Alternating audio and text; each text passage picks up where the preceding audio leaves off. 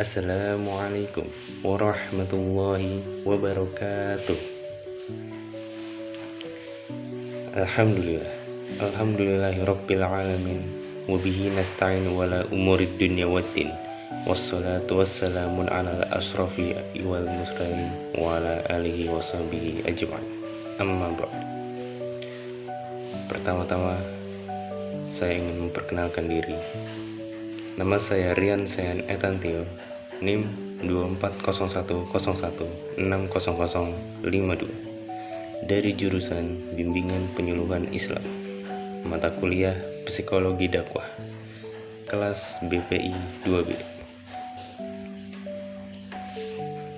Pada video pembelajaran kali ini, saya akan membahas topik yang sangat relevan tentunya kepada saudara-saudara dari generasi zaman sekarang, yaitu bagaimana dakwah dapat efektif melalui media sosial untuk meningkatkan kesadaran spiritual Gen Z.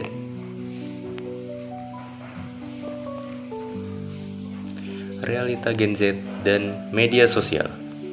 Seperti yang saudara sekalian ketahui, Gen Z adalah generasi yang lahir antara tahun 1997 sampai 2012. Mereka tumbuh di era digital dan sangat lekat dengan internet serta media sosial seperti Instagram, TikTok, YouTube, dan lain-lain.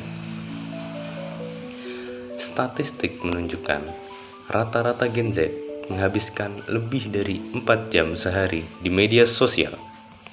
Maka dakwah perlu hadir di tempat yang mereka akrabi, yaitu media sosial. Lalu, mengapa dakwah di media sosial efektif untuk Gen Z?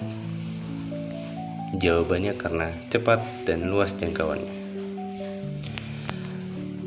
Satu konten bisa menjangkau ribuan hingga jutaan pengguna hanya dalam hitungan jam. Lalu, visual dan interaktif. Gen Z menyukai konten visual seperti video pendek, infografis, dan animasi. Dakwah bisa dikemas dalam bentuk yang sangat menarik seperti reels, story, maupun vlog. Lalu, ada personal. Konten dakwah yang menyentuh masalah sehari-hari seperti masalah cinta, overthinking, ataupun mental health, tapi dikaitkan dengan nilai-nilai Islam akan lebih mudah diterima. Selain itu, konten juga bisa diulang dan disimpan. Berbeda dengan ceramah langsung, konten digital bisa diakses kapanpun dan dimanapun. Selanjutnya ada strategi bagaimana sih dakwah bisa efektif di media sosial. Yang pertama itu ada pengenalan platform seperti TikTok dan Reels ya, yang menggunakan video singkat secara kreatif. Selanjutnya ada Instagram ya, untuk carousel dan kutipan ayat ataupun hadis. Selanjutnya YouTube untuk kajian yang lebih panjang. Yang kedua, konsisten dan berkualitas. Buat jadwal posting, gunakan desain yang menarik. Pastikan isi tidak menyimpan dari ajaran Islam. Ketiga, gunakan bahasa anak gaul zaman sekarang. Ya, seperti bahasa yang ringan, tidak menggurui, dan menyentuh realitas mereka. Ya, seperti contohnya tuh overthinking itu manusiawi, tapi jangan lupa ada Allah yang Maha Tahu isi hatimu. Keempat, ajak dialog, bukan monolog.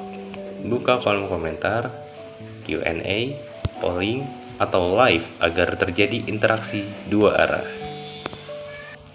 Selanjutnya, tantangan apa aja sih dakwah di era digital sekarang ini?